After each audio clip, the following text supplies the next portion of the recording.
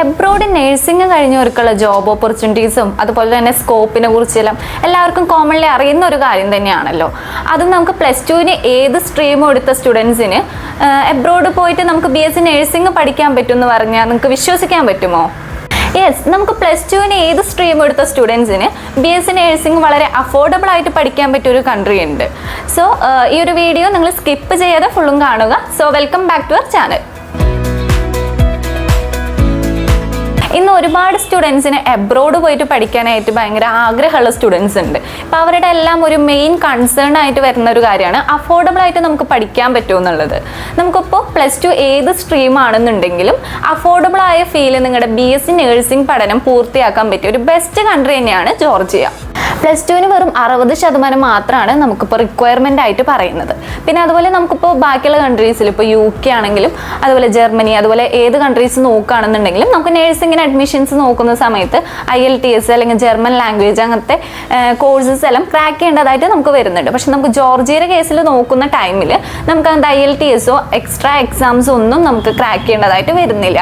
പിന്നെ അതുപോലെ തന്നെ ഏറ്റവും അഫോർഡബിൾ ആയ ഫീലും നമുക്ക് അവിടെ കംപ്ലീറ്റ് ചെയ്യാനായിട്ട് പറ്റുന്നതായിരിക്കും. നമ്മുടെ ഇന്ത്യയിലത്തെ പോലെ തന്നെ 4 ഇയർ തന്നെയാണ് നമ്മുടെ ഈ ഒരു കോഴ്സിൻ്റെ ഡ്യൂറേഷൻ വരുന്നത്.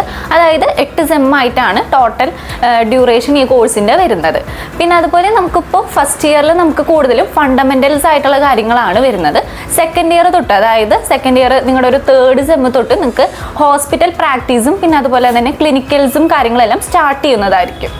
അതുപോലെ തന്നെ ECTS സിസ്റ്റം, അതായത് European credit transfer system follow up ചെയ്യുന്ന ഒരു കൺട്രിയും കൂടിയാണ് ജോർജിയ.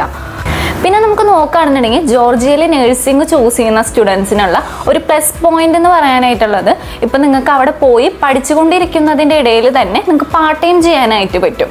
അപ്പോൾ നിങ്ങൾക്ക് മന്ത്ലി വരുന്ന ലീവിങ് എക്സ്പെൻസും കാര്യങ്ങളും എല്ലാം നിങ്ങൾക്കിപ്പോൾ ഈ ഒരു പാർട്ട് ടൈം ചെയ്തുകൊണ്ട് തന്നെ നിങ്ങൾക്കിപ്പോൾ അത് ഓവർകം ചെയ്യാനായിട്ടും പോസിബിൾ ആയിരിക്കും.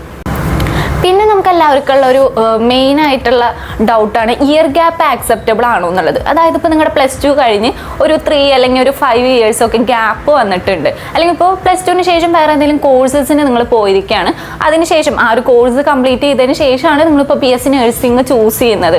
അങ്ങനെയൊക്കെയുള്ള സ്റ്റുഡൻസിനുള്ള ഒരു ഡൗട്ടാണ്, ഞങ്ങളുടെ ഗ്യാപ്പ് ആക്സെപ്റ്റബിൾ ആയിരിക്കുമോ, ഇനിയിപ്പോൾ നമ്മൾ അഡ്മിഷൻസിൻ്റെ കാര്യങ്ങൾ നമ്മൾ സ്റ്റാർട്ട് ചെയ്ത് കഴിഞ്ഞിട്ടുണ്ടെങ്കിലും വിസയിൽ എന്തെങ്കിലും ഇഷ്യൂസ് ഉണ്ടാവോ എന്നുള്ളതെല്ലാം. നമുക്ക് ജോർജിയയിൽ BSc നഴ്സിംഗിന് ഇയർ ഗ്യാപ്പും ആക്സെപ്റ്റബിൾ ആണ്. ഇന്നിപ്പോൾ എബ്രോഡ് പോകാനായിട്ട് നോക്കുന്ന എല്ലാവരും പ്രിഫർ ചെയ്യുന്ന ഒരു കൺട്രിയാണ് ജോർജിയ എന്ന് പറയുന്നത്. ഇപ്പോൾ ജോർജിയയിൽ നമുക്ക് ക്ലൈമറ്റ് വൈസ് നോക്കുമ്പോൾ നമുക്ക് അഫോർഡ് ചെയ്യാൻ പറ്റുന്ന ഒരു ക്ലൈമറ്റ് തന്നെയാണ് ജോർജിയയിൽ വരുന്നത്. നമ്മളിപ്പോൾ BSc നഴ്സിംഗ് നമ്മുടെ ഇവിടെ പഠിച്ചു കഴിഞ്ഞിട്ടാണെന്നുണ്ടെങ്കിലും ഇപ്പോൾ വർക്കിൻ്റെ ടൈമിൽ നോക്കുന്ന ടൈമിൽ നമുക്ക് ഏറ്റവും ഇപ്പോൾ സാലറി ബേസ് ആണെങ്കിലും എല്ലാം കൊണ്ട് നോക്കുമ്പോൾ ഒരു ബെസ്റ്റ് ഓപ്ഷൻ എബ്രോഡ് തന്നെയാണെന്നുള്ള കാര്യം എല്ലാവർക്കും അറിയാലോ. സോ BSc നഴ്സിംഗ് നിങ്ങൾ ജോർജിയയിൽ പഠിക്കാനായിട്ട് ആഗ്രഹിക്കുന്ന സ്റ്റുഡൻസ് ആണെന്നുണ്ടെങ്കിൽ ഇപ്പോൾ തന്നെ സ്ക്രീനിൽ കാണുന്ന നമ്പറിൽ കോൺടാക്ട് ചെയ്യുകയാണെങ്കിൽ നിങ്ങൾക്ക് യൂണിവേഴ്സിറ്റി ഡീറ്റെയിൽസും അതുപോലെ ഫീസ് സ്ട്രക്ചർ, അഡ്മിഷൻ പ്രൊസീജിയർ തുടങ്ങിയ എല്ലാ ഡീറ്റെയിൽസും നമ്മൾ ഷെയർ ചെയ്യുന്നതായിരിക്കും. So do contact with Zyro education.